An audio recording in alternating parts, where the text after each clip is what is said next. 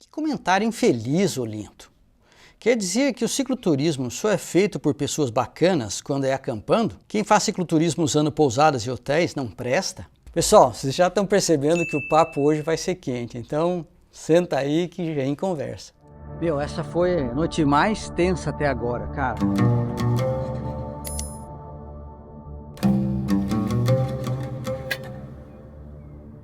Tudo que começou meio mais ou menos tranquilo foi só piorando. Bem-vindo ao nosso canal, Olinto e Rafaela Cicloturismo. A Rafa não está aqui hoje porque ela está em São Paulo, fazendo uns treinos lá.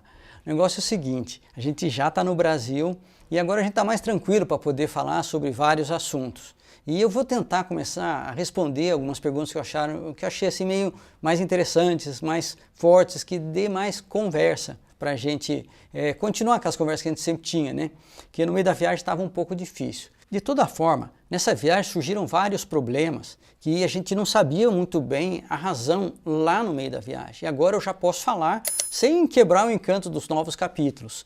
Então, pelas respostas, vai dar para passar pela maior parte daqueles grandes problemas que a gente enfrentou nessa viagem. Então vamos lá para as perguntas mais interessantes. A Cristina comenta: achei um pouco machista sua colocação, Olinto. Tudo bem que o macho quer proteger sua fêmea, mas te ouvindo, parece que a cicloviagem é indicada para homens ou casais héteros. E as mulheres que querem viajar sozinhas ou sem a companhia de um homem? Discorra sobre isso, por favor. Então, Cris, olha só. Na verdade, eu não posso falar que eu não sou machista, porque eu cresci num país machista, né? Uma sociedade machista, e eu tenho tentado melhorar nesse sentido. Então eu faço tudo o que eu posso. Justamente por isso que eu estou aqui falando com você agora. Para tentar explicar. Se você entendeu uma coisa parecida com isso, é porque eu não consegui me explicar mesmo. E acho que várias perguntas aqui vão ser nessa toada. Eu não acho, assim, eu tenho visto várias mulheres viajando sozinhas. É claro que eu fiquei impressionado, a primeira vez que eu e a Rafa a gente viu lá na Patagônia uma moça viajando sozinha, aquilo surpreendeu, não é comum. E assim, eu acho que não é necessário a mulher ter que levar um cara, isso não é necessário, se ela tem vontade de fazer, ela pode fazer. E assim, quanto mais a mulher toma o espaço dela, toma o risco dela, mais ela vive a vida. Claro, o mundo, a maior parte é machista, a maior parte dos lugares são machistas. Então, bom, as mulheres podem se fechar em casa e não viver tudo isso, não viver nenhum risco, nem o gozo.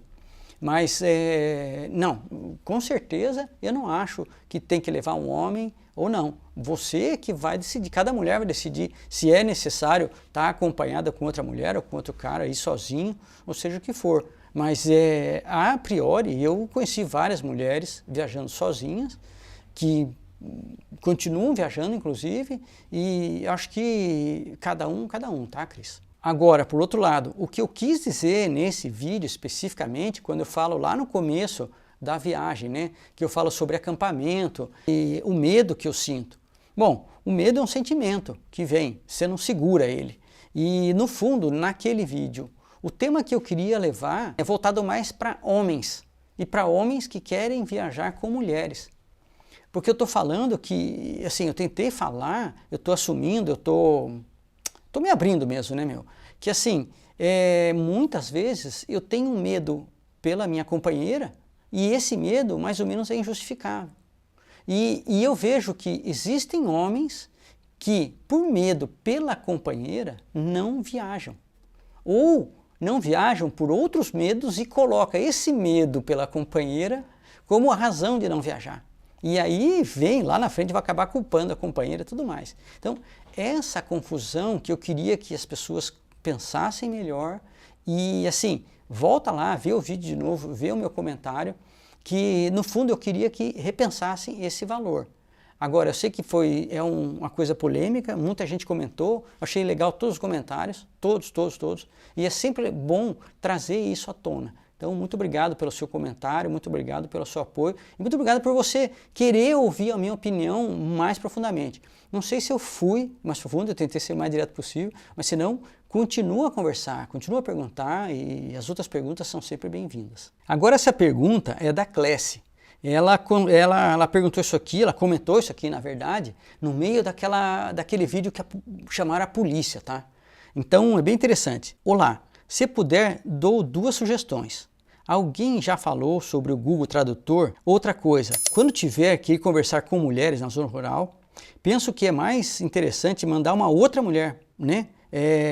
Perguntar, tipo assim, pedir para a Rafa perguntar. Bom, Clécia, você está muito certa. Na verdade, isso daí é um procedimento muito bom. A Rafa indo falar com as mulheres se entende melhor. Assim como se eu fosse falar com os homens, também se entendia melhor. Eventualmente, eu posso ser mais uma ameaça do que a Rafa. Acaba que eu que tenho mais jeito para isso, eu acabo tomando a dianteira. Já fiz isso, já mandei a Rafa falar, principalmente quando ela domina mais a língua do país. Tipo, na Itália, ela domina muito mais que eu. Então, largava ela lá para ir perguntar as coisas, para pedir para acampar e tudo mais. Se eu tivesse mandado ela lá, ela não fala francês e eu falo melhor francês. Então, a gente apostou que, bem no final, ia ser mais fácil da gente se comunicar. Várias pessoas comentaram do Google Tradutor, mas eu queria comentar alguma coisa em cima disso.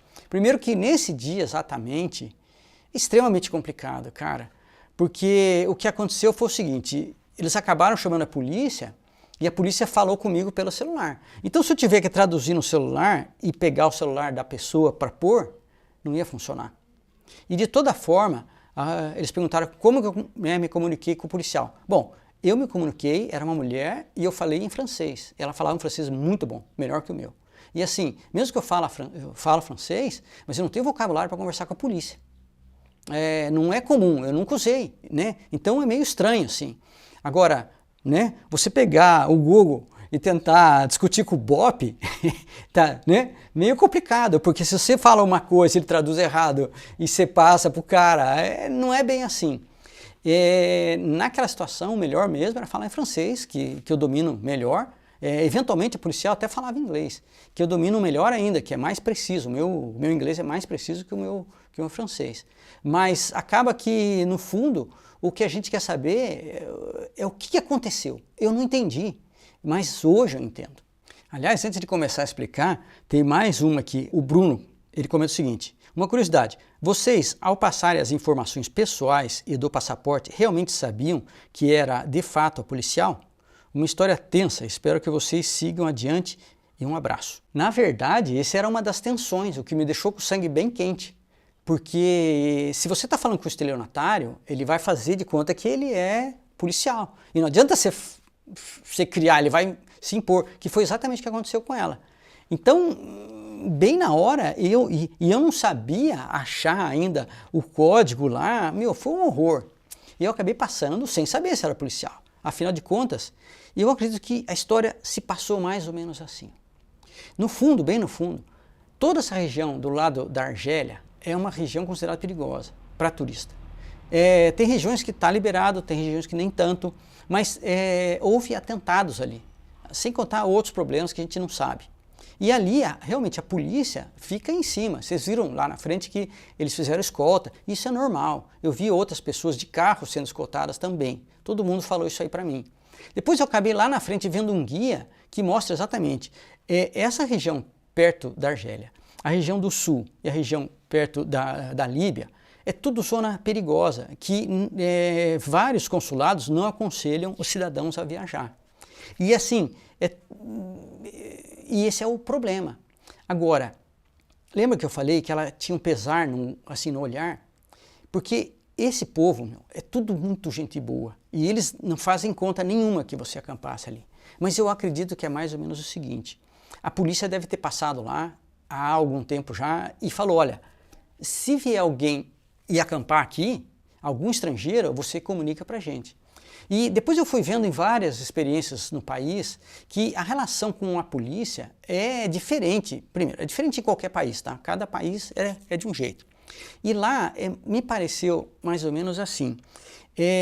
Do mesmo jeito que a polícia é ostensiva, eventualmente ela manda pra caramba. Quem conhece um pouco da história do país sabe que eles são bastante autoritários e tudo mais. Mas, de certa forma, quando tem um problema, eles chamam a polícia e a polícia resolve vários problemas. Assim, se você tiver uma emergência, precisar de uma ambulância, a polícia que vai lá e vai dar uma ordem lá no setor de emergência de ambulância e vai vir um carro para te ajudar.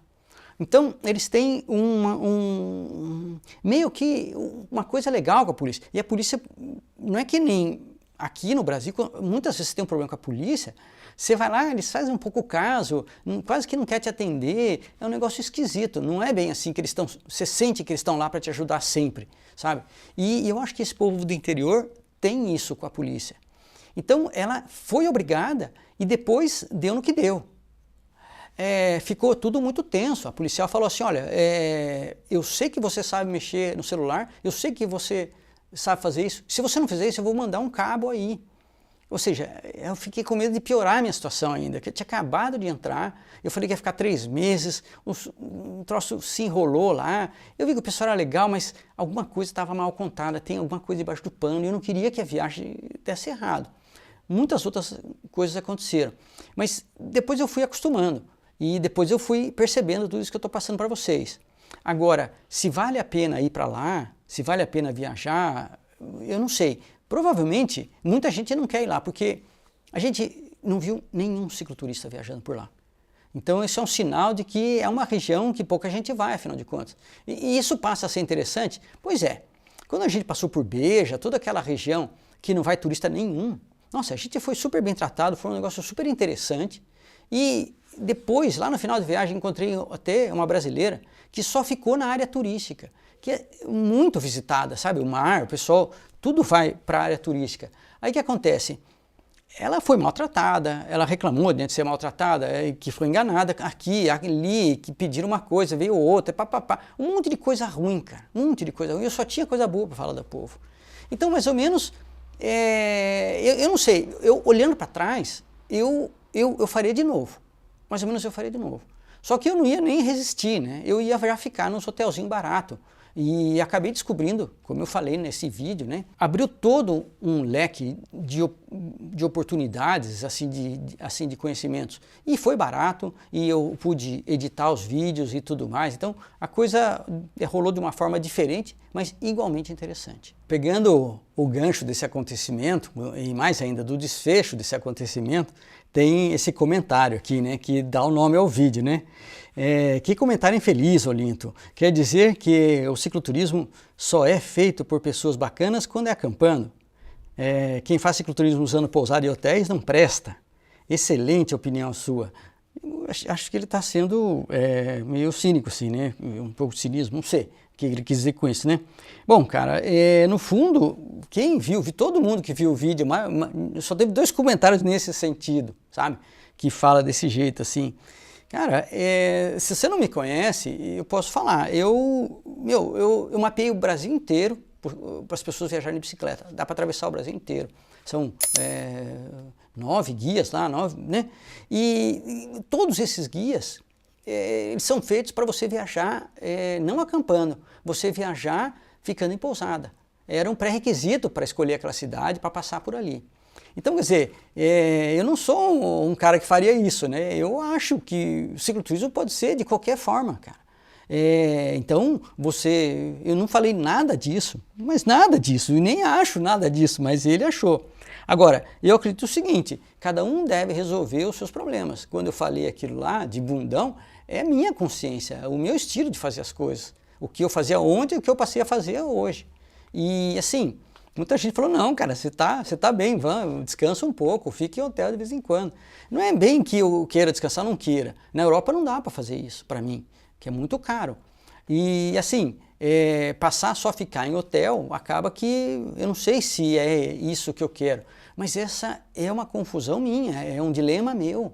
E acho que cada um deve decidir o que é cicloturismo. Não é eu que falo o que é cicloturismo para ele. Ele que tem que saber o que é cicloturismo. E aí é o dilema dele. Se ele acha que eu acho que não é, quem sou eu para dizer alguma coisa, né, meu? Cada um tem uma opinião. Só porque eu tenho bastante experiência, não quer dizer que eu seja mais que alguém. Cada um vai ter que pensar e resolver os seus problemas.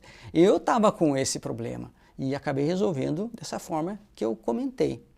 Por outro lado, tem mais um comentário aqui nesse mesmo sentido. Achei bobagem chamar as pessoas de bundão só porque preferem ficar em hotel. Acho acampar muito limitante, além de te obrigar a levar muito mais peso. No mais, ótimo vídeo. Muito obrigado pelo ótimo vídeo. Limitante pode ser, porque se você está levando muito peso, não está usando principalmente, aquele troço te atrasa. Isso para quando você tem a capacidade de ficar em hotel. Agora, quando você pensa em grandes viagens mesmo, se você não aprender a acampar, você vai ter problemas. Em algum lugar do mundo não vai ter hotel. Em algum lugar você vai ter que atravessar muita coisa. E eu tenho que discordar que não é que pode não ser limitante, no sentido em que você vai poder ir para lugares que você não poderia se você não tivesse equipamento de camping. Então, mas para ele, na viagem que ele quer fazer, provavelmente limita ele, que pesa, né? E aí atrapalha ele. Então, de novo, né? No estilo dele, tá perfeito isso aí. Agora um comentário bem gostoso de ouvir aqui. Eu não entendo um conteúdo tão bom ter pouquíssimas views assim. Aí o Luiz já fala, infelizmente são boas notícias, aí não viralizam. Realmente, cara, o nosso canal, eu tento ser positivo quanto ao mundo. Porque não é para ser positivo, é como eu vejo o mundo. Para mim ele é assim. Então quando acontece coisas ruins eu tento passar também. Mas é difícil acontecer alguma coisa ruim que eu acabo que não aprendo alguma coisa. E mesmo essa coisa supostamente ruim me serviu para alguma coisa. Então é o que eu tenho para falar. Mesmo com a polícia acontecendo aquele negócio, você vê que eu entendi a dor daquela mulher de ter que fazer aquilo, tanto é que ela meio que se arrependeu, mas não é que se arrependeu, ela foi lá, uma pegou o cobertor, a outra trouxe carvão para eu me esquentar, para fazer comida, não sei, porque é carvão que eles usam, né, para fazer comida e para se esquentar. Então, houve uma dor no coração de fazer eu sofrer aquele constrangimento. No fundo, as pessoas queriam me levar para casa e tudo mais. E aí você vê o relacionamento que eu tenho com as pessoas. Eventualmente, se eu falasse que, nossa, que eles me enxotaram, que bateram em mim, que eles são tudo X, Y, do jeito que a mídia hegemônica fala, né, do muçulmano, talvez tivesse mais sucesso o canal, realmente, que nem o Luiz falou aqui, né? Mas eu não sei, eu estou muito contente com as pessoas que estão aqui em volta. Em termos de maioria absoluta, eles têm essa visão muito parecida com a minha. Você quer ver? Ó? O Bike Manosso fala o seguinte, a ciência vai explicar tudo nesse mundo, mas não vai explicar porque vocês têm só 40 mil inscritos. Não pode, vocês são demais, parabéns. Cara, isso é muito gostoso de ouvir, meu. Muito obrigado mais uma vez por todo esse apoio. E é por isso que eu faço o que eu faço, né, cara? Porque eu acredito que isso está acontecendo, que a gente está podendo conversar nesse nível com as pessoas.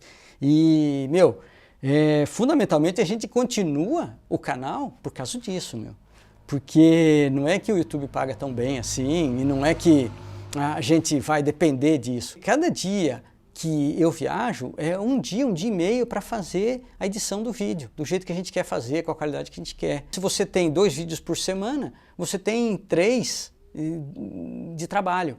E aí já são 3, 4, 5, sobram 2 dias só. Não é, né, a grande coisa. E aqui a nossa amiga até fala o seguinte, a satisfação do Olinto saboreando cada iguaria é de dar água na boca. Obrigada, queridos, e aos apoiadores que possibilitam que todos assistam a essa viagem maravilhosa. Isso é verdade, cara. Então, com tudo isso, quem está lá todo mês ajudando a gente, está dando sinal para a gente continuar, cara. E se não fosse ele, você não conseguiria ficar parado no hotel lá, editando os vídeos. Eu ia ficar só viajando, eu não ia estar divulgando isso. Quero crer que as pessoas estão utilizando isso aí para perder seus preconceitos, para perder os seus medos de viagem, porque a nossa ideia é desmistificar as coisas e não fazer terrorismo para ganhar like, para ganhar mais inscrito. Porque, que nem foi falado já aqui, está mais ou menos explicado. Aconteceu uma coisa e eu não quero fazer um terrorismo, eu quero desmistificar. Foi isso, foi um tremendo mal-entendido, mas tudo muito tranquilo, ninguém morreu, ninguém foi preso, tudo tranquilo, você vai resolver o teu problema lá.